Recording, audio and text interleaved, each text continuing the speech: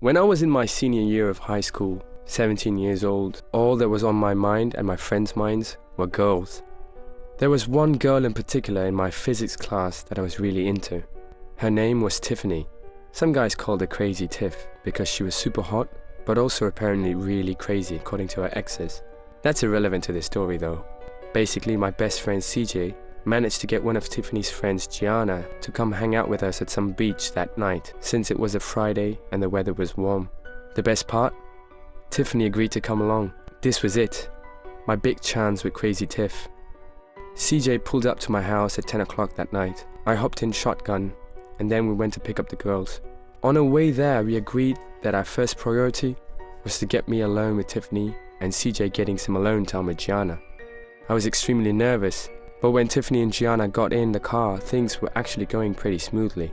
CJ and I managed to make them laugh a bunch of times. By the time we got to the beach, I was confident Tiffany and I would vibe really well alone.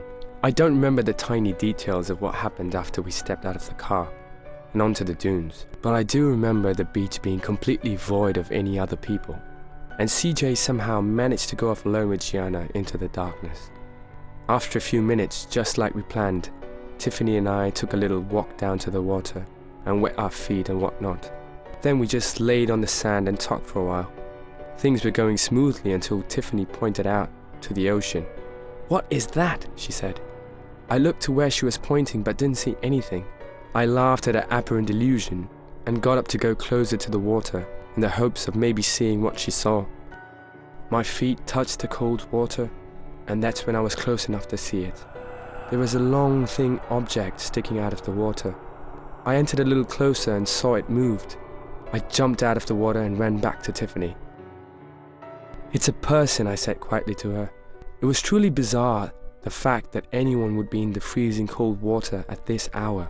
Tiffany wanted to move because she was uncomfortable, and it seemed like whoever it was just watching us somehow. It just felt like that. So we took a walk further down the beach until we thought we had privacy. We sat back down on the beach with nothing but the sound of the ocean waves and our voices. But Tiffany was once again the one to point out something. "You hear that?" she asked me. I did kind of hear it. It was like a smaller kind of splashing sound, but it stopped as soon as it started. We looked out to the ocean, and I heard Tiffany gasp. The guy was out there again. I was going to go out there and tell him to back off, but Tiffany told me no, let's just go. I was hoping she would. I just wanted to look tough in front of her. We got back to the car, and CJ and Gianna weren't back yet. Suddenly my phone started blowing up with texts, all from CJ. Apparently he'd been texting me in some kind of panic the whole time we were on the beach, and I guess I didn't have any reception out by the water. He texted me first saying, "Dude, some weird guy is in the water watching us." And then, "Yo, some weird deformed looking guy is stalking us, get to the car now." 5 minutes later he sent a couple of other texts, basically panicking over being followed by something in the dark. Keywords, something, not someone, something. His second to last text said he was going to come look for us and to answer when I got this. His last text was, "We're on our way back to the car, now, get there." He also tried calling me 3 times apparently. I called him back at once and he picked up right away, out of breath, not even letting me speak. All he asked was if I was near the car and I said yes. He said, "Good, stay right there," and hung up the phone.